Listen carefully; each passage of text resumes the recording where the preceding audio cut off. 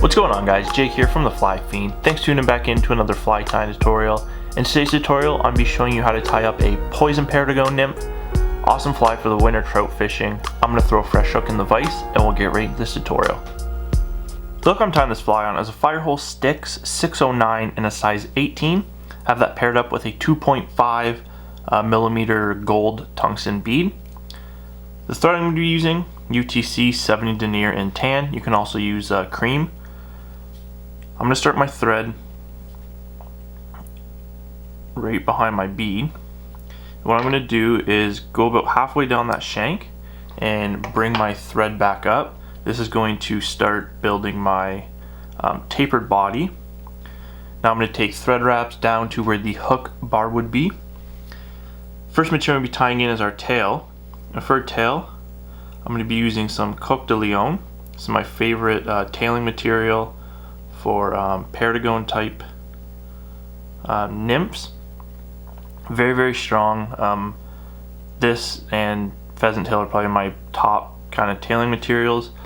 Pheasant tail kind of rips a little bit easier, so I like to use this, and it just looks super nice. So this is a medium Pardo. So I'm just going to put a tail in, 3 fibers, 3-4 fibers, about the length of my hook shank. Then I can just bring that up to the back of that bead, cut out the butt section there,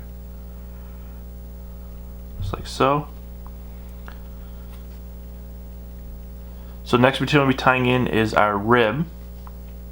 For a rib, I'm going to be using UTC Ultra Wire. This is blue in the BR size. So I like to keep these really thin. Kind of the less thread wraps, the better. These are meant to sink super fast, cut the water. So I'm actually going to attach this wire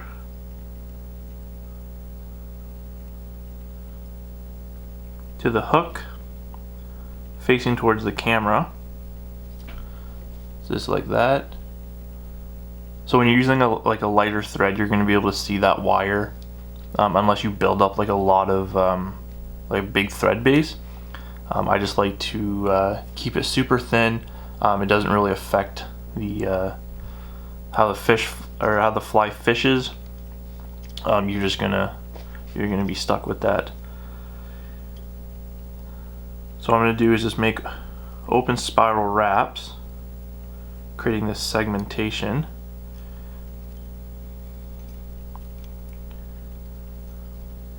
I'm just gonna bring that up right to behind the back of that bead, just like that.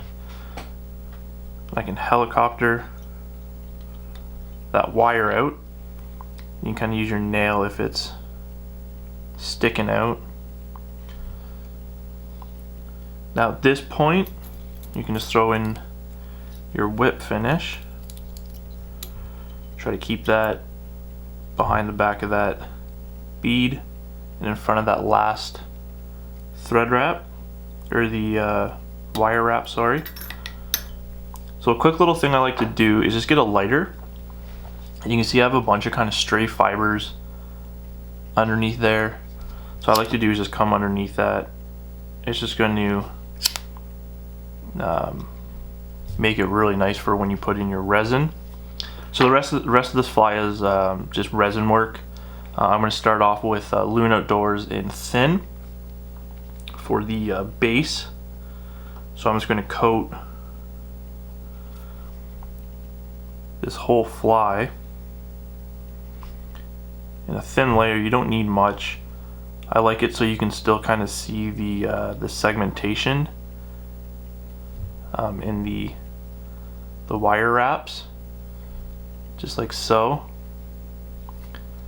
So you're just kind of putting a little protective coat over, and it's going to add a little bit of sheen and shine to the fly.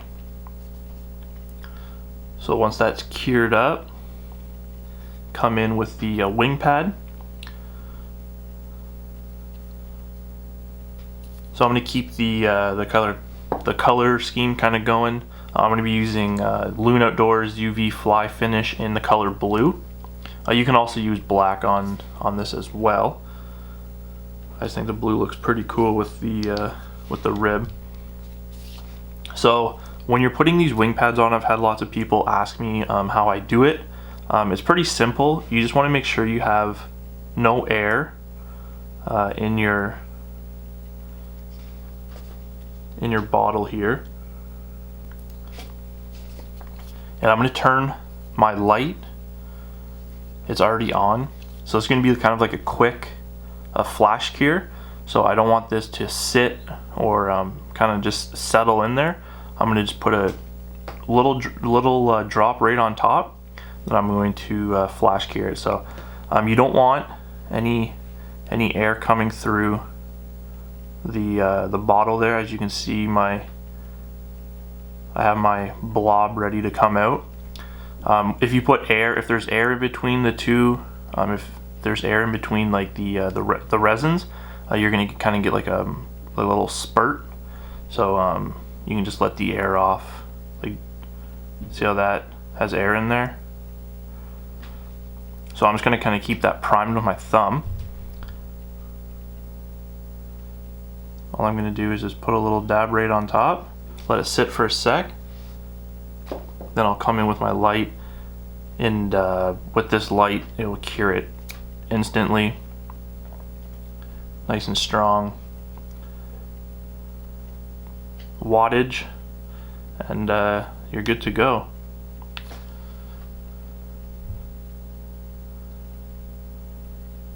Cool little fly. I'm definitely stocking these for the winter trout. Anytime down to a size 20. This 18 is pretty much an all-around kind of size that you can fish.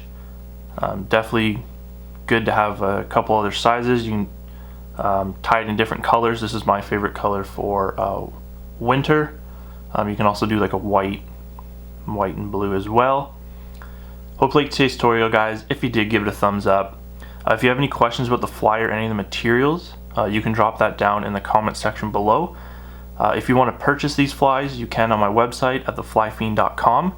Subscribe to the channel if you haven't yet, and we'll catch you in the next tutorial.